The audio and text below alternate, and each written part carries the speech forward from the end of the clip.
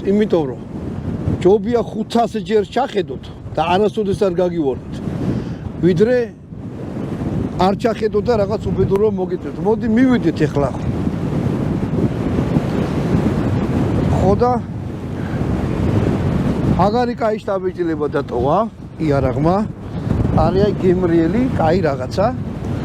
მაგრამ ფასიც 11000 ღირდაო, როცა ვიყიდეო ადამიანმა და მოკლედ ბევრი ამას ვერ შეწუდება რა საქართველოში რა. მივაყარე დამიზნებით ეხლა ეს რაღაცა არ მიქნია რომ აი და ჰუი სამი ცალი ტყვია ვესწროლე. მოკლედ ერთს გეტყვით რა ქარი ქრის და არც ვიცდია რომ რაღაცა სამიზნეს არ ჩამოვკიდეთ.